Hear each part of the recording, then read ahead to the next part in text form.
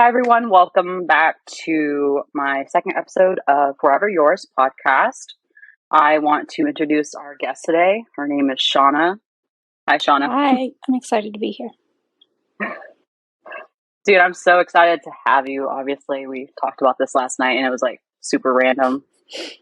And I was like, okay, I have like stuff I need to talk about, especially about grief. And I can't talk about it on TikTok because it's just, I feel like TikTok, it's really surface level, but when you do want to get deep about things, people are too like opinionated almost or aren't open minded enough. And I feel like when it's in a podcast, people are actually willing to like learn and listen Yeah. to an extent. But yeah, why don't you tell them about how we met? So I'm pretty sure I think we saw each other on our For You page. Before we knew it, I think neither one of us had known that we saw each other's videos. Right. But And I remember you DMing me, and at that point, like I was getting so many DMs that I just couldn't respond to them all. Yeah. And then you were on one of my lives, and then you like were like, "Oh, I messaged you," and I was like, "Okay." I couldn't even find your DM, but then I followed you, and then you messaged me on TikTok, so that was nice. Yeah, I remember seeing the first video of yours I saw on my For You page, and that led me to your content. And I watched several videos, and I was like, "Oh my god, I feel exactly the same way." And what was the first video you saw? I think it was the one of you on the beach with Micah, and you were showing pictures of you guys that you had taken, and you were talking about getting engaged and stuff. And I think yeah, I don't even know. There's so many on the beach. You post a lot, which is good because it like helps people that like need it. But I just remember you being like, it's so lonely, like going through this, and talking about how like friends don't really know how to talk to you or approach you about it. And that's what made me want to like reach out, because I feel like we have a different understanding that our friends can give us. So it's just easier for us to connect and talk about it. Yeah. And then even before we started becoming friends, I had seen that TikTok that you posted, and it was like on the video, it said that your boyfriend had just passed away and you moved back in with your mom and brother, and your brother was like baking you cookies or something. That was so sweet. It was really sweet. They were, I think like within 2 hours or 3 hours of me calling them, they live in Tennessee and I was in Atlanta at the time. And when I called my mom and told her, she like dropped everything and they jumped in the car and came to drive and pick me up, because I like obviously wasn't capable of driving myself anywhere. And we figured out the movie and stuff that following week. But once I got here, they didn't ask anything of me. They helped me unpack while I just laid in bed. Like they unpacked boxes for me and kept trying to give me food, which I was refusing. But they really like helped out in a big way, because I wasn't able to like do anything for myself. Yeah. It wasn't like the day of, right? It was a couple days after that they came to get you, or day 2. So like that entire night I hadn't slept, and I was in like a super dark place, and I knew if I didn't reach out to someone, I wouldn't be good. So for sure. I think it was like 4 p.m. the day after I found out. I called her, and then it took me, I think like in total like 2 weeks after that to get everything moved. I moved pretty quickly because I was in a lease, so there wasn't really much wiggle room there. So it was like a whirlwind. Right. I know you feel the same way. Like it's just a big blur that whole first month. Even honestly now it's a blur, but it was really a blur that first month. It was insane. And do you ever feel like, damn, you wish you could have stayed in your apartment longer, or like your guys' space together? I have mixed feelings about it, because he actually passed away at that location.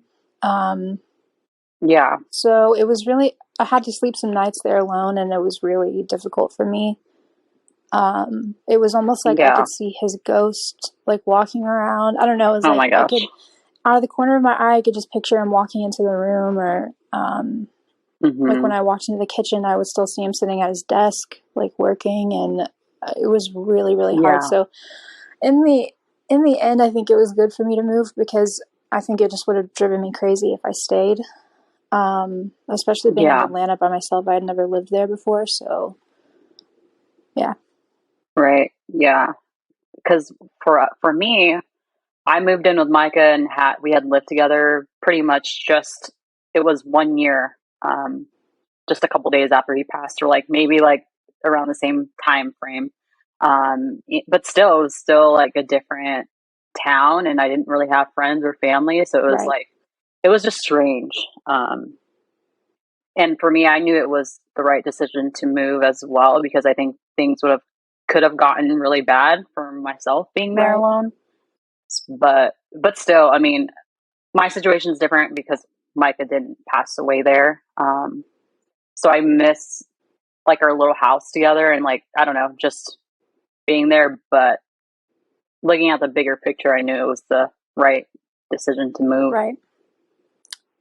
I want to hear about, how you guys met, how long you guys had been friends and together, and let's talk about Oliver.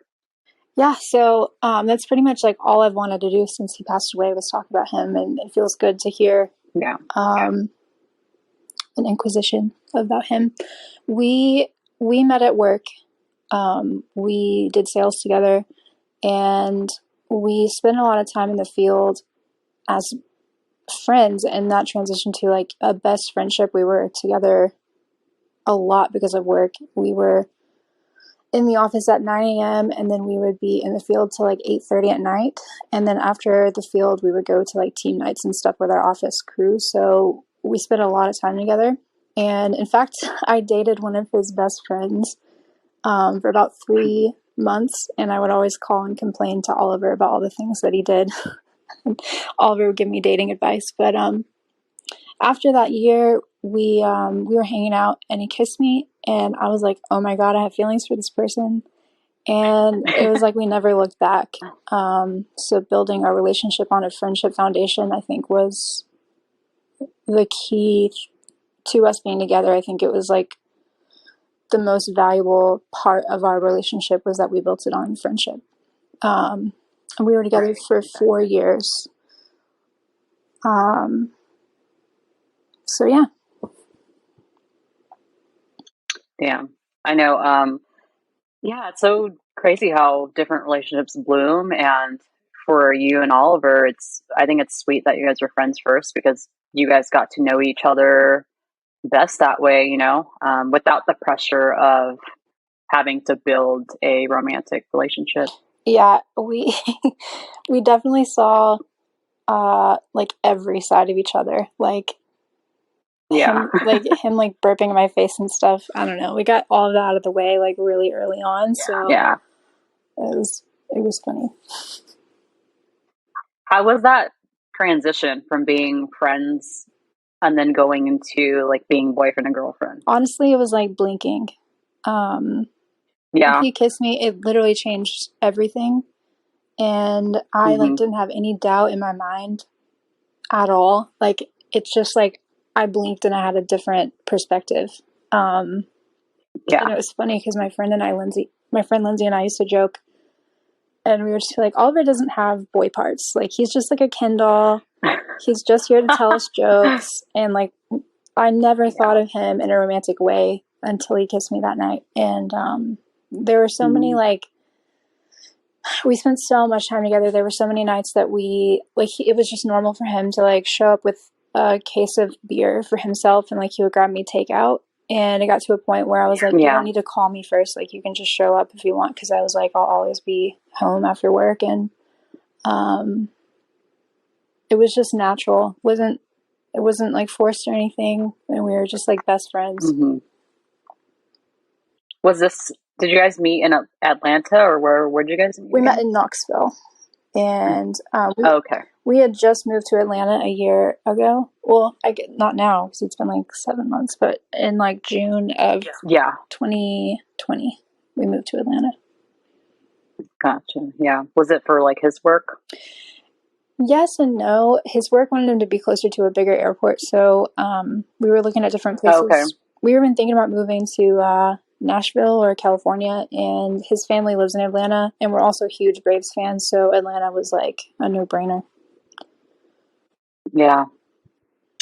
What was your favorite thing about Oliver? I know you obviously don't have like one specific Oh favorite, my but something you gosh, want to can I share name or like a three? story. uh, Yeah.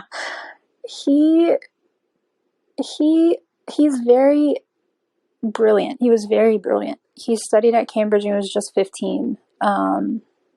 They invited him as a freshman in high school to come study there, and he told me a story about how he picked up a girl there. And he said that his pickup line was that he had gummy bears and Dr. Pepper in his dorm room. And so that's why she should hang out with him. Um, Was she over age? I think they were the same age. Okay. But I thought that was hilarious, and that's how he like picked up his first like girlfriend abroad. Um, he he's just so smart and can tell you facts about anything, and it doesn't matter where we were. He would just tell me facts about the place we were, or like I don't know how to even explain that. Like we could just be walking Yeah. through downtown Knoxville, and he would be like, "Did you know that Fort Knox is like 100 feet from us, and that's where someone was shot?" And I don't know, he just like knew things about everything. Like random facts Yes, and you're like, damn, how do you he know that? was How do you know a all this stuff, vault huh? of facts, and Yeah. he was just like the most witty person I've ever met. Like his sense of humor, I've never seen in anyone else. So Hmm. Yeah, I feel like I can see his personality shine through the pictures that you've shared of him, like on your Instagram and stuff. It's just clear that I don't know, you guys were super good I'm together. glad that you can see. That was my intended outcome, was just to like share him with people and be able to convey who he was, because he was just such a special person. Yeah, that I think about that all the time because it makes me sad that people that didn't know Micah will never get the opportunity Yeah, to know him now. yeah, And they only get to know him through my eyes, which is, I don't really need to paint a picture for him because it's evident that he was a great person and Oliver was too, but it's still sad. Because I always say, like, oh my gosh, if you think like I'm cool or like I'm chill, Micah is like so much cooler than me. yeah. I feel the same way about Oliver. But I do always say, like, oh, I'm so much more funnier than Micah, but he would just make me laugh all the time. So moving forward, I do want to mention to everyone watching that it is rude to ask people how someone died. And that's like kind of like a controversial topic. People are like, no, it's not rude. And then other people are like, yes, it is. It's invasive. So, what are your thoughts and opinions on that, Shawna?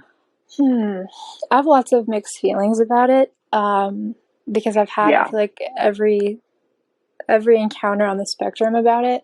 Like I've had mutuals reach out. Hmm. I specifically remember this one mutual reaching out and being like, Yeah. "Hey, I heard what happened. I'm so sorry. What happened exactly? And when is the Yeah. memorial?" And then I gave them all the information, and they ghosted me. They didn't show up to the Oh memorial. my Yeah. gosh. So What the? they didn't care about the memorial or when it was or like anything else. They just wanted to know the information of what happened. And Right. from then on, I Yeah. was like, okay, I'm not gonna go into that information with other people that reach out to me, because literally all they want to know, Hmm. they just want to be nosy. That's it. Um, Yes. Yeah.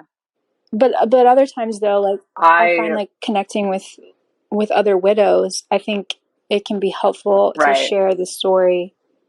I just think it's important for both Yes. people to be on the same page about like comfortability with it, um, and just having a safe space to share that.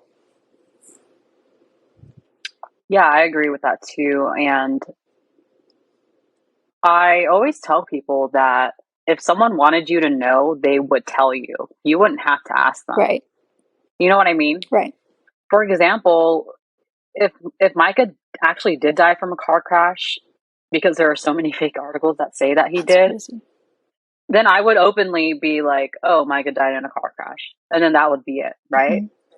But then the moment like you hold back and you don't tell social media or tell people, then I mean they ask, which is like, okay, it's curiosity, but I'd rather them own it and admit that they're just curious. Mm-hmm. Um, and I understand like friends and family being like, well, what the heck happened because it was so sudden. So that's almost okay, but still, I think I would keep in mind that if they did want you to know, they would tell you and be upfront and open about it. Right. If they don't tell you, then they're probably not ready to talk about it. Right. Right. Or there's just so many So intimate it's like, details where you can't really yeah, explain what happened without divulging intimate details, and I'm most of the time not wanting to do that. yeah. Like I don't want to relive every single Right. detail and of how that day went or how everything went or how everything that played into it went. It's just a lot and it's overwhelming, and people don't understand that. They just want to know for their own benefit, but it really doesn't benefit them other than feeding into their curiosity and nosiness. What I always tell myself, if someone that I don't even know or I'm not close enough with for them to ask me that type of question, is like I should just tell them to like listen to a crime podcast. Like if you want, for entertainment purposes, Yeah, you want to know what happened, like you should just go listen to someone's podcast, because I'm not right. for entertainment.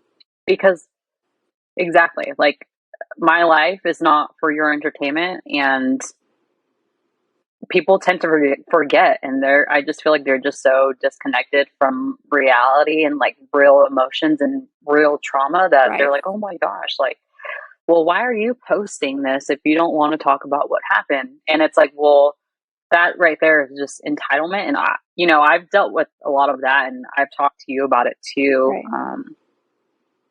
And it's like, oh my gosh, there's so many like voices and people and trolls coming at me for not wanting to give intimate details of the worst freaking time of my life that's going on. And it's like, I don't know, people are insane. It blows my mind. Like, I know I've been curious about people dying before, but I've never gone on someone's like TikTok and like spam them with comments or DM them personally asking like how someone died. Like, I don't know. That's just not the type of Right. person I am, Right. Like I've never fully understood grief until I lost Micah. I mean, I don't understand it now, but I'm experiencing it Mm-hmm. firsthand, and it just blows my mind, the stuff people Yeah. say. Yeah. I don't know. It's a sad world. It really is. And I've read some of the comments on some of your videos, and at first I get like really offended. I'm like, how dare someone say something like that? And Yeah. then I'm just like, that person is not a human. Like they obviously have their own issues they're dealing with. And Yeah. I'm realizing too that a lot of people don't have emotional intellect, and that's what makes it hard to connect. For me, that's what makes it hard to connect to people nowadays, is because everyone is just so surface level. And we've talked a lot about that. Yes. So Yeah. it's hard not to feel like so isolated with like some of the things that people do and say. But Yeah, seriously. I think people that leave like mean comments and stuff, obviously the comments are just a reflection of them, and they right. clearly have self-work that they need to do. Mm-hmm. But unfortunately, a lot of people go through their lives and never realize that they need to do work or there's a problem. Right. And I'm not sitting here and like judging people and saying I'm perfect, but I think I'm pretty like aware of the goods and You're just bads self-aware. and what Right. self-aware. Like I know what I need to work on, or I will admit if like that was wrong of me to say Mm-hmm. or do, for the most part. And some people just never want to get better or become better. Right. And that's Sad. makes me sad. But I know I'm always like, oh my gosh, I have to remind myself, like, not everyone's like Micah. I'm not going to like everybody. And which makes me sad all the time too, because I'm like, oh my gosh, the one person I actually liked is gone. Right. So I'm like, oh, It sucks. And okay, that realization hits about yeah, 35 times a day. dude, yeah. It's like it pops in my head a lot, like a lot. But when it actually like does hit my brain and like I really do like process it in that moment, I'm like, holy crap, this is Yeah. insane. And oh my gosh, I don't even know how to explain that like feeling. It's like a jolt of like lightning. I don't know. Yeah, I would say that that's exactly how it feels because like I get like a white hot all over and like stunned and I'm Yeah, like, "Oh shit, like this is real." Oh no. yeah. Yeah. I think for me, you know, I tell you all the time how I feel like I dissociate a lot, and I'm not really like connected with what's going on in my life Mhm. all the time. Um, and I feel like when I stay at home, like my parents' house, it's because I'm so used to being in my own bubble now that like the grief doesn't hit me all the time as hard like it used to because I'm in like a comfort spot, like in my own world with my Right. cats and these just in between these walls, I'm just like breathing and like living. And so it's almost like, okay, like I'm just flowing and not really, it's not like I'm not processing or I'm like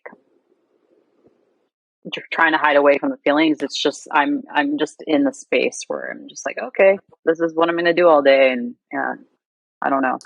I think that's how I feel I lately. think that's an important part of healing. I think as a society, we have this huge stigma around rest in general, like at all. Like if you're not booked and busy and hustling 24/7, then you're not worthy.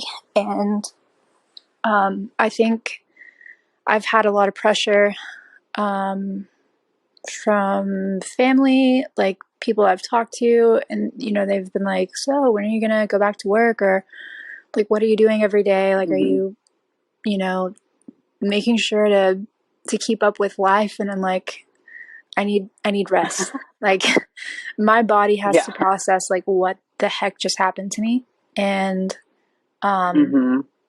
I think in a lot of cases, this type of loss can cause PTSD, if not Oh, for sure. CPTSD. And I was reading a book where they're talking about trying to change PTSD to PTSI because they've actually discovered that it's a physical injury to your brain when you go through something like this. And Yeah. I was thinking about how we sleep. Like, if we're totally like a normal functioning human being, we still need like 6 to 8 hours of sleep. Like, our brain has to shut down to be able to like function as a human being.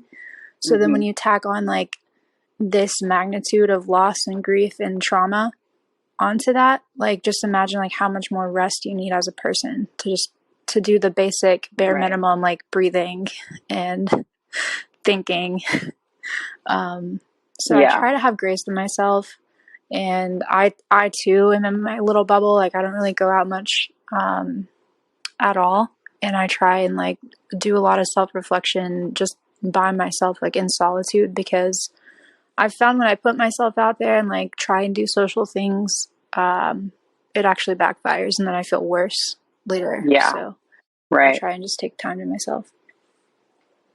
Yeah. I think society for sure, they're always like, oh, like, well, don't isolate yourself. And maybe you should go out there and find distractions and stuff, but then like a job or something, or like go out with friends. But then they tend to forget that it is just a distraction for us. Like the grief doesn't go away. Right. It's still sitting there like in the back of our head if we're out doing something in public and stuff. Like it doesn't disappear, it doesn't make it less. And people tend to forget that. And I think people do try to fix our grief a lot, or they try to find like solutions to fix our grief, but it's not their problem to fix. And I think people just need to refrain from making suggestions sometimes. Right. um, but I do know like people are just trying to help. And that's not what we need. Right. It's just There is no sometimes we fixing it. just need a hug or yeah, there's no fixing it Yeah. at all. And also, people tend to think like, oh my gosh, it's been 6 months, that's half a year. You haven't started moving on yet or moving forward. And I'm like, that's not how it works at Right. all. Like, at all. Um, yeah, I think, I don't like to say cliche feelings, especially when it comes to grief, but it's like, I don't know. I guess I have to believe like, oh, time does make a difference. I'm not going to say it heals us. I'm not going to say it makes it better, but I think it makes a difference in a way. Like, people always say like, oh, grief stays the same size, but we grow as people, or our hearts grow around it or whatever. And I know that's annoying to say and listen to, but it makes sense because our grief will never be less than what it is. If anything, it'll be more. Right. But As time goes on, I think I it don't will know. I be. guess yeah. But I don't know. We'll just have to see how that plays I can't out. wait. Yeah. Oh my gosh. I know. I've talked to you about like thinking about going back to work, and then I haven't been able to. I haven't put much effort into actually finding a job, but I always take it as a sign. Like, if I didn't get this job, or if I can't even get an interview, I'm not meant to work there, Right. and that's just that. Yeah. And which goes to the saying, like, everything happens for a reason. And first of all, people, that's a terrible saying to say to someone that just lost the love of their life. So please don't ever say that.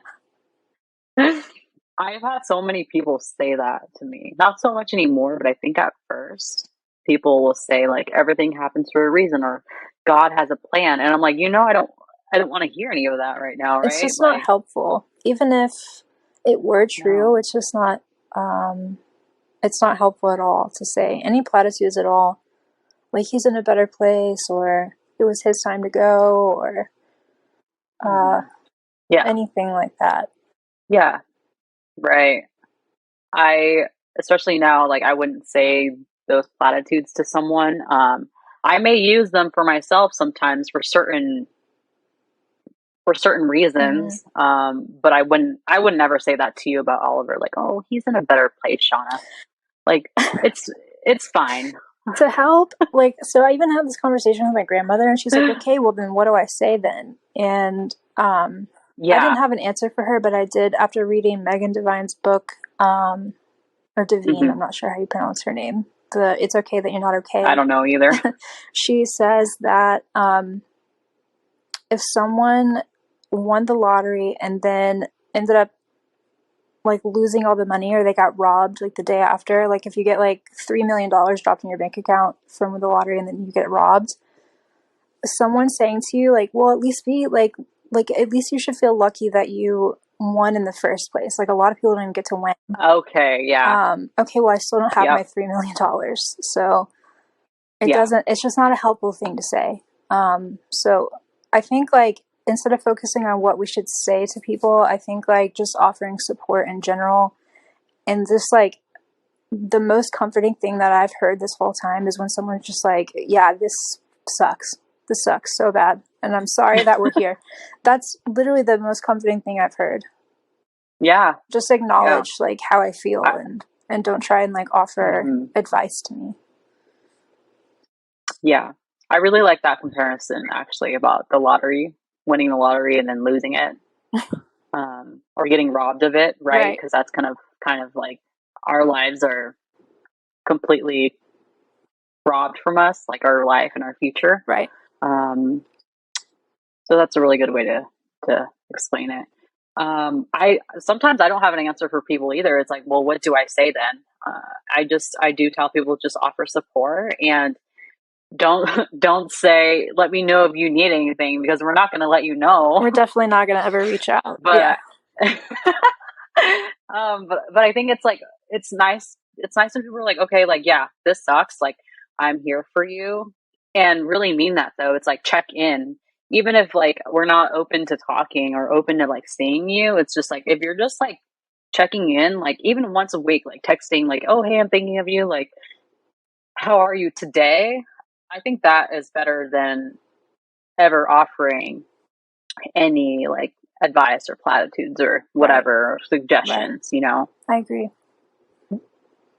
Yeah. One thing for me, because I didn't tell people how Micah passed away right away, I was not so much worried about the internet stuff because the internet's the internet, but like with real people in my life, like having to move back to my hometown and then see friends that, uh, you know, see my friends, my old coworkers before I moved and stuff, and like it was it was like that kind of panic because it's just the face to face interaction. Like we're gonna go out to lunch and stuff, and we're gonna talk, and are they gonna ask me how Micah died because I wasn't ready to talk about it.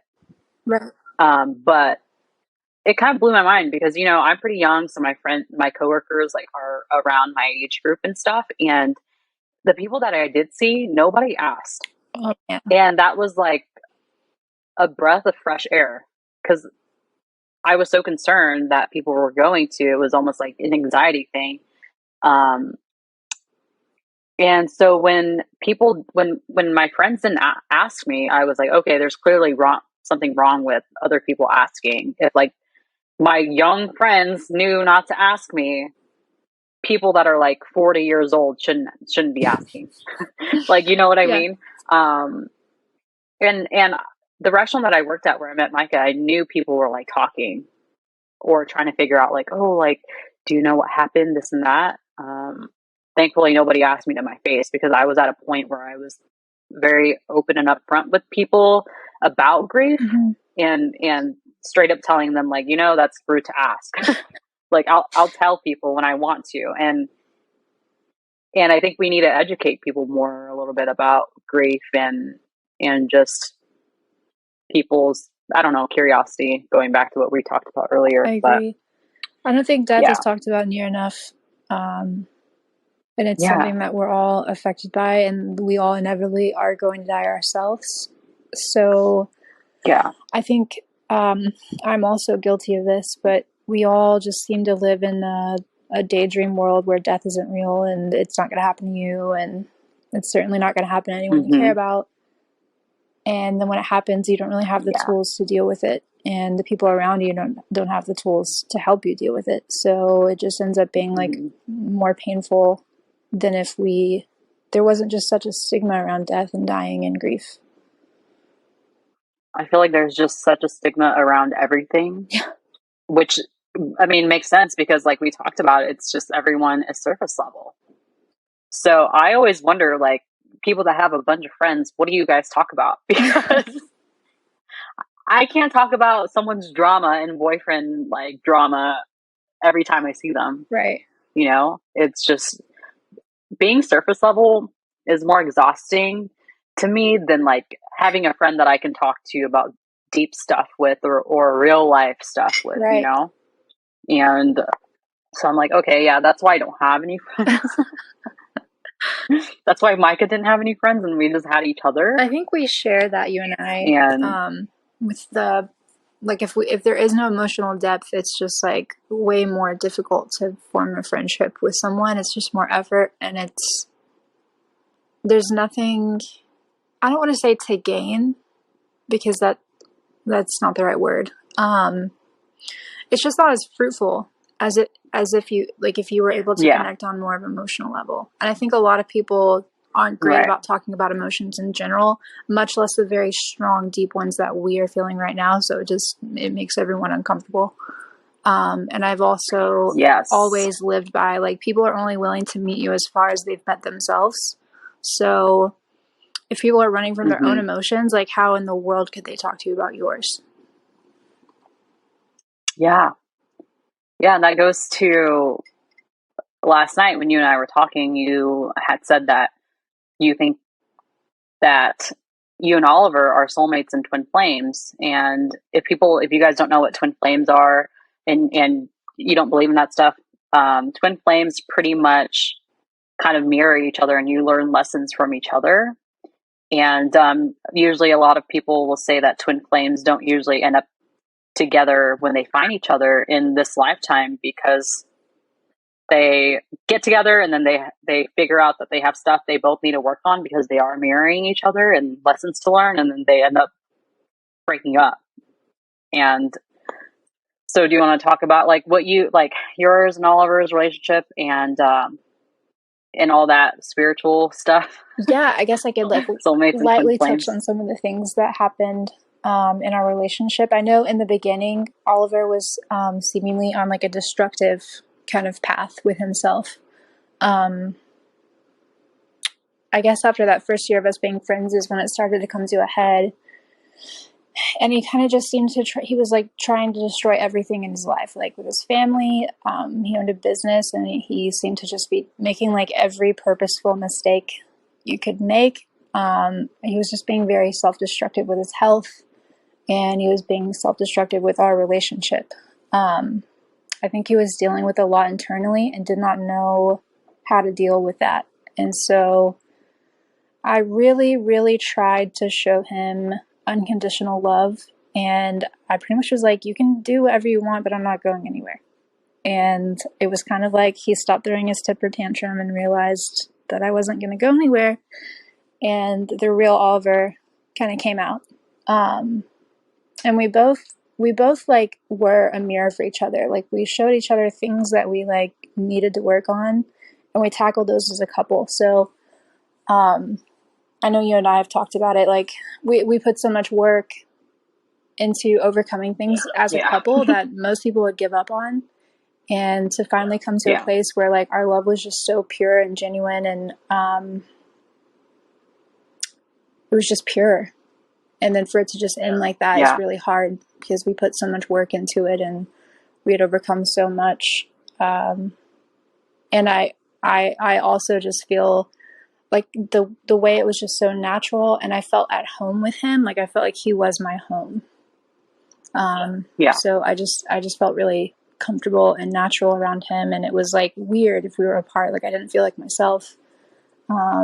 We did everything together, and we were kind of at a level of codependency, but we both knew it, and we were fine with that.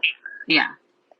Right. I mean, that's how Micah and I were too. And I would say, like, I think there's always codependency. People always make it seem like it's negative, but when you are in like a happy and healthy and loving partnership and no one's going anywhere, I think codependency is actually like can be a good thing, you know, being okay with just the two of you. And it's like you're in your own world, which is actually really good because a lot of people tend to have issues with the outside world in their relationship, you know, like outside influences and stuff. So, yeah.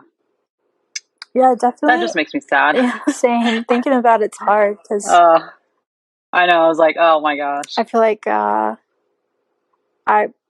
little house that we built together, like emotionally, has just been like totally bulldozed, and I've got to figure out how to build my own house like by myself and without tools. Like I gotta just like by hand construct a new house, and that's why this is so hard, I think. And I remember too, we were talking about how we felt like we were extensions of each other, and you felt that way with Micah.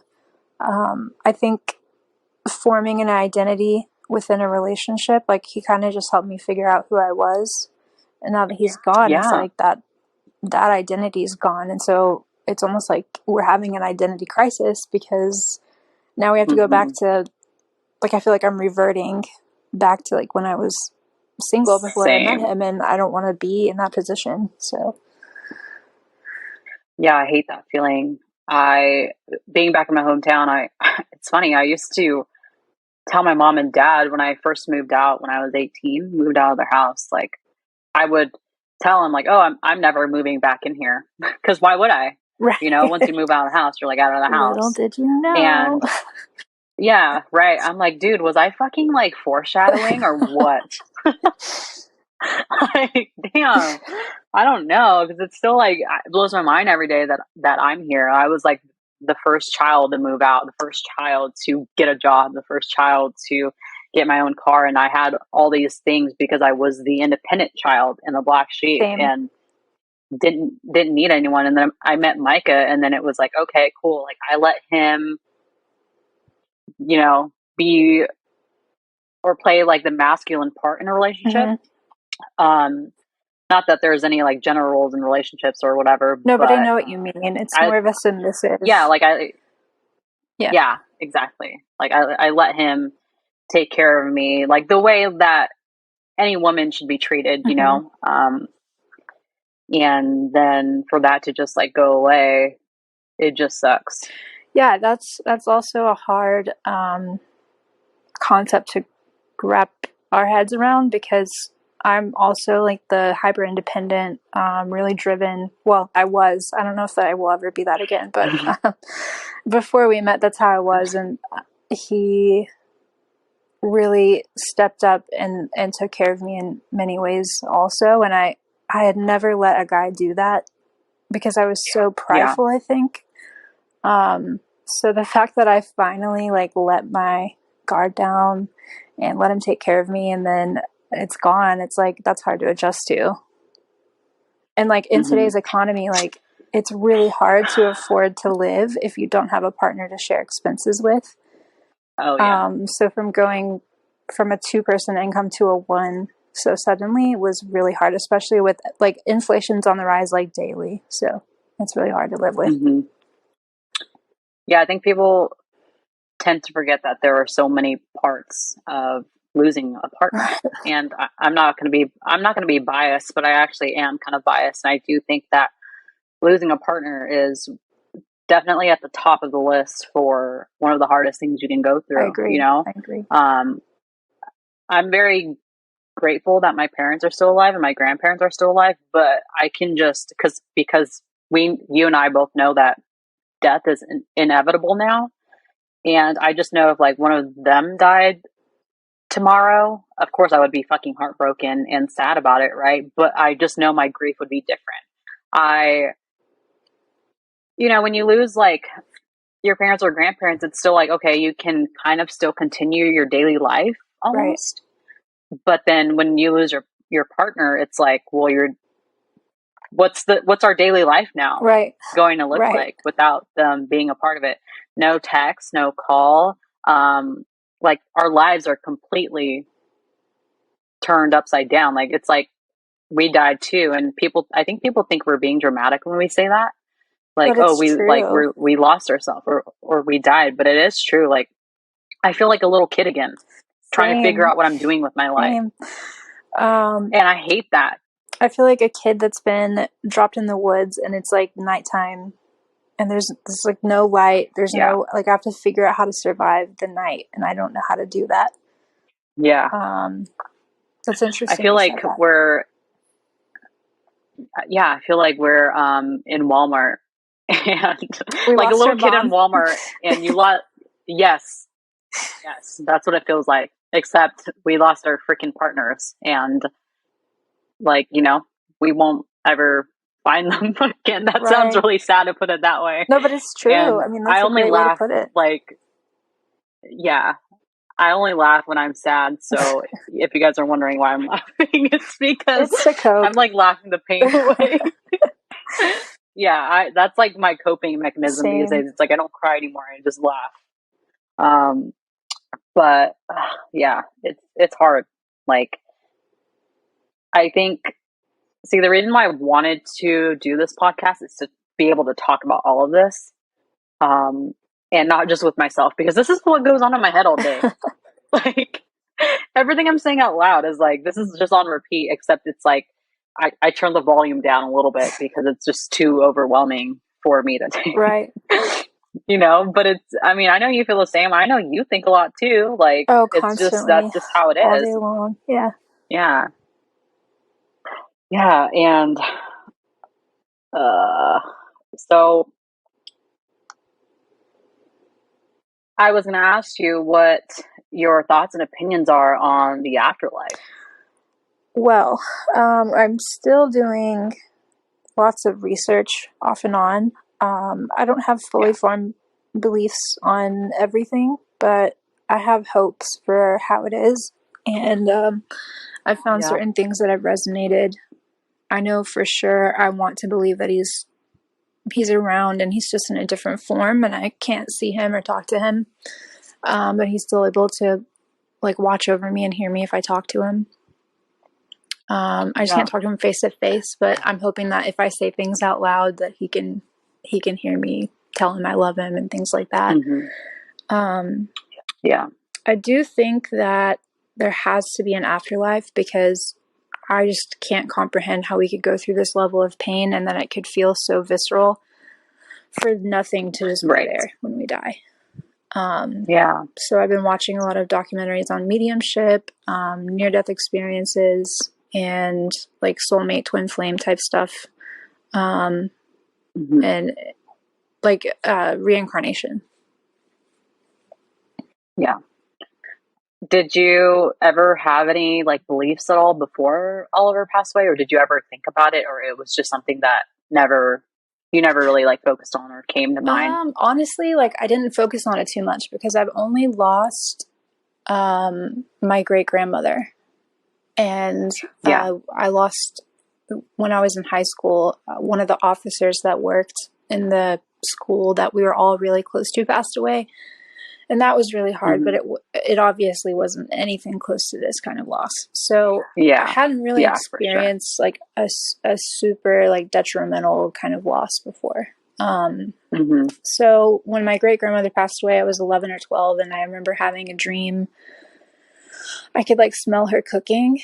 And then I had like a really lucid dream of seeing her dance with like this lavender silk scarf in the wind. And she was in like a meadow. And she was she was a little disabled like towards the end of her life. Like she had something with her spine, so she had to use a walker. So she was old, so she couldn't like do any of that. So seeing her do that gave me a lot of peace. And I think that was the first time that I thought about the afterlife. I took that as a visit from her to like show me like I'm fine now, I'm happy, like I'm able to like dance and things. And so since the experience was so real to me and like vivid, that gave me a lot of what's the word? Confirmation emotionally that had to be her. Yeah. So I really try and like cling to that. I've had a couple dreams about Oliver where I felt like I could feel something so viscerally, and it was such a strong feeling that there's just no way it couldn't have been a visit from him. Right. So yeah. Yeah, I know. I definitely ask Micah a lot of the times to like come visit me in my dreams because I feel like that's as close as we can get. And afterlife wise, for me, I grew up going to church, like being Christian and stuff, and I stopped going to church when I was like 15. Same, exactly. Because I started working, so that was like my excuse to get out of church, if I'm being honest. And so of course I grew up having the belief like everyone, like, we go to heaven and then it's just peaceful and there's no more like pain or whatever, and hence why people are like, oh, he's in a better place. Right. But so I believe that in, I don't know, I feel like we have to have hope as people grieving, and I know it took me a really long time to be able to find hope anywhere. Every day when I woke up was like hopeless for a really long time. And some days still are, Same. but I had to keep reminding myself, like, I have to have like hope and believe in something. And I have to believe that like I will see him again. Like that's just that. And it's hard, it's like, okay, like I don't want to live this life that I didn't choose, Right. like it just changed everything. And so it's really hard, and I think it takes a really long time to feel. I'm not necessarily like hopeful for the future, but I have hope in in that it's survivable. Little things that keep me going. So I think that's better than nothing, right? Yeah, so overwhelming. I have to like breathe. Like I know you do that too. It's like we don't realize we're holding our breath or not breathing enough, and then I'm like, okay. It's just hard. It's so hard. And I don't know how we've survived this long, but we have. So somehow props to us. It's just weird. Like time is such a weird concept, and how the world doesn't stop for anybody. no matter how much pain you're in, no matter what you're going through. It just keeps going. And it's like, okay, well, I mean, for me personally, I don't feel left behind other than Micah being the one leaving behind. Like, I don't feel left behind in the world and finances and work because I just do not care. But I know, like you kind of mentioned earlier, like how society is just so focused on work and making money. And so it is easy to feel like we're being left behind in that aspect. Yeah. But I think we do need to give ourselves more grace and credit for surviving every day and choosing to breathe even when it's hard. I agree. I think for a lot of people, this would be unsurvivable. And I still feel like it is. I still feel like I don't know how I'm doing it. I don't know how I'm still here. The first 3 days were really hard. And I remember texting Oliver's phone and just being like, I almost didn't make it to day 3. Like, this is just so hard. I can't understand like why this is happening. And I've also been like, why me?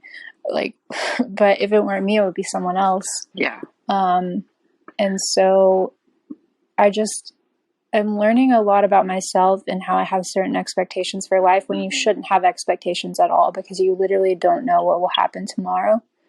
And we think that we have so much control, you know, if we can just going to say that. think good thoughts and like, it'll be fine. But like, we don't have any control at all. And I think if I do get to a positive mental place in perspective with this, that my perspective will be life is beautiful because you don't know.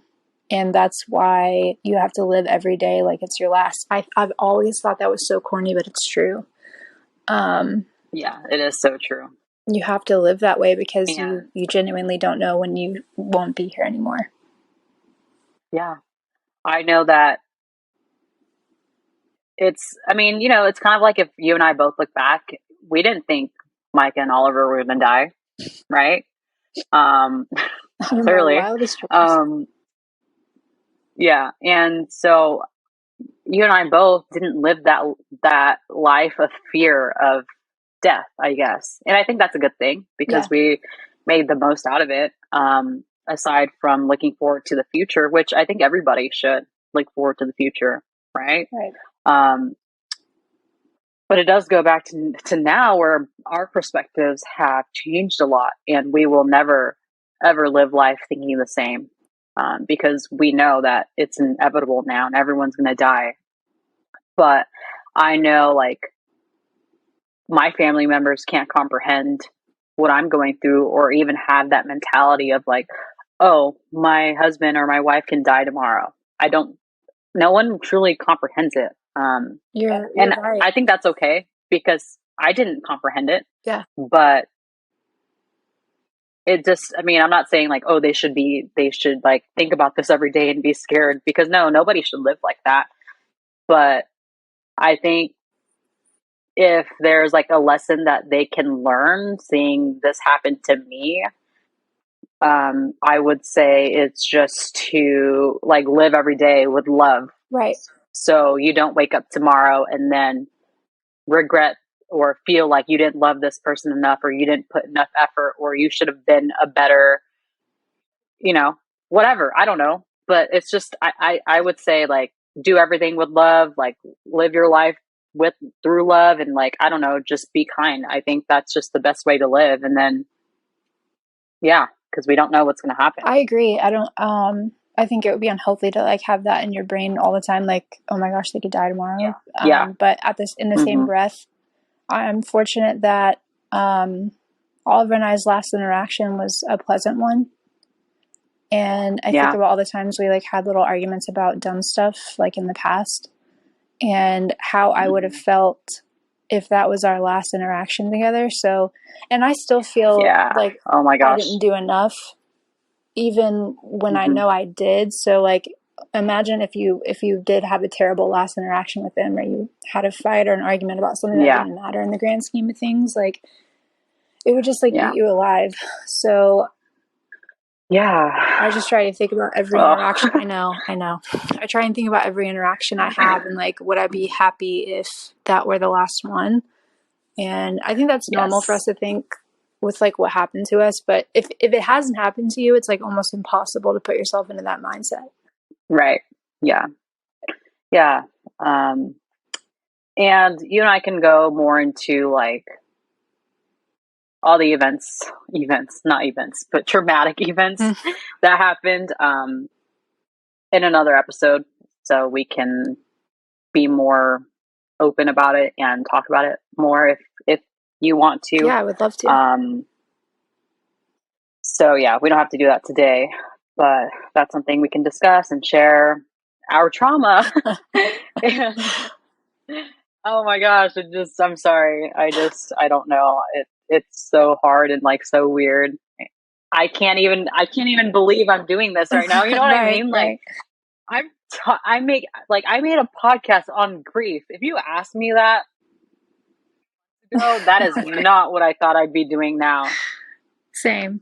I I There's been so I many thought I would have been changes. like, yeah. I think you know what's sad is I think let's say so what it's been like 7 months for you and I. Hmm. Um,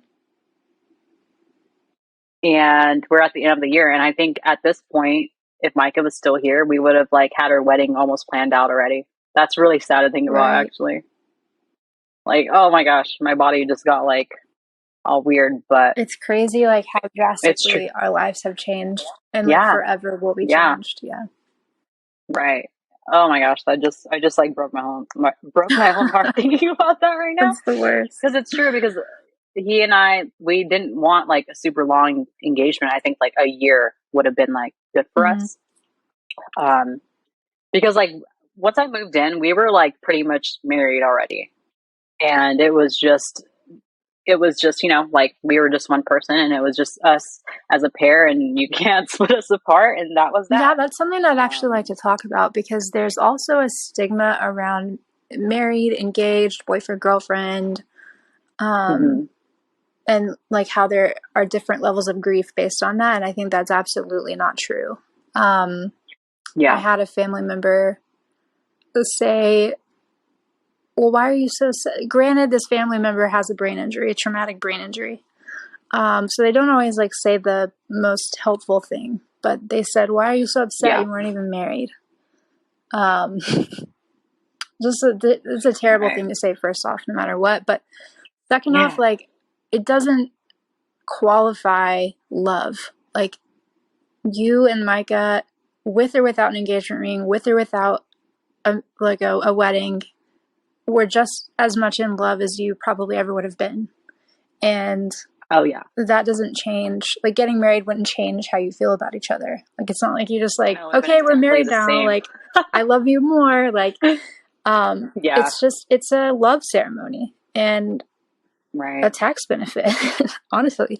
No, literally, that's all it was. Like It, one of the things he thought about the most was like, oh, it's just like like we get married and our money is together now. right, right. But you also get the That's really opportunity all. to have a ceremony celebrating your love, and you get to show people your love. And I think that's the important part of marriage that Yeah.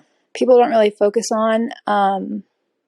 And so, Oliver and I were like married at heart, and we both had things that we wanted to accomplish before we Yeah. decided to take that step. And that's if anyone else's like family members have said that to them, I'm so sorry. Or anyone's discredited you because you weren't at a certain level in your relationship. That does not dictate like how much you love that person or how deep your grief is for them. So Yes. I think if someone makes a comment like that or similar to that, it's just they just don't understand, they just haven't experienced true love because you and I both did. right? And our love was like so deep that people don't understand Right, it, right? right. That's another thing too. Is like Okay. this has made me realize like I don't know, like I feel like the people that also say like you'll find another partner, like you'll move on. Um, in my head, I'm like, Yeah. absolutely not. There is no moving on from this type of love. And Yeah. people are really limited by their own experience and their own perspective, like what they would do. So they apply that to everyone else. Well, if I would do this, then that's what you should do. And I'm realizing like people just don't have the people that I've talked to don't have the same experience in a relationship as we had. Yeah. And that's exactly. sad. It makes me sad, but I know. I'm always like, I hope you guys really get to experience like what Micah and I got to experience being together, because I don't even know the statistics, but I guarantee you like 50% of the people in relationships aren't actually happy. right. Or don't really understand like how a partnership should be. I'm not saying like our relationships were perfect, but I'm Right. saying we had like unconditional love, and that connection was like so deep and strong that we would have been able to Overcome work through anything. Yeah. Yeah. And that makes me sad, because I'm like, damn, we really had it good. But I know for a fact that like speaking for Micah and I, we both knew how lucky and how special our relationship was. Same. And that makes me happy to know that he has passed, but also know that our love is still like so strong and stuff. I mean, it doesn't make it easier that he's gone, but it's a good reminder that it's like, okay, like we really, really loved each other, you know? Yeah. And a lot of people don't have that. So, okay, we're going to close out this podcast, and we'll definitely have to do a second episode, and we can talk a little bit more about the day of, and like, I don't know, just everything in between. But I'm going to ask you one question. Okay. Just to end it. If there was one single thing you can do now, regardless of how much it cost, you know, obviously after losing Oliver and being a grieving widow, what would that be? What is one thing that would like not make you happy, because that's not what we strive for, but but bring you some sort of happiness, Right. or a happy moment? I'd have to say, just have like a little beach house where I can hear the ocean anytime I want. I think you and I both have this like we're both drawn to the ocean, and it like gives us lots of comfort. And honestly, if I could just live at the beach, that would just be. Dude, me too. Can somebody sponsor us? We can make really good content there. Right. It would just flow so easy. But, yeah. What would you do? Do you remember our... Oh, for sure. Like, just wake up by the beach every day. That would make me, like, happy, quote unquote, happy. As happy as you can be. Or, like, content. Yeah, like, content with, okay, well, this is my life, but at least I'm sad and depressed at the beach. But, yeah, do you remember our deal? It was, like, whoever can afford, like, a vacation for 2 people next, like, is treating. Booking. I think that was our deal, wasn't it? Right. Or booking it or something, yeah. Straight to the ocean. We'll have to make that happen. Yeah. Okay, well, thanks for joining me, Shawna. It's always good to talk to you. Yeah, same. I really enjoyed it. Thank you for having me. And we will catch you guys later. All right.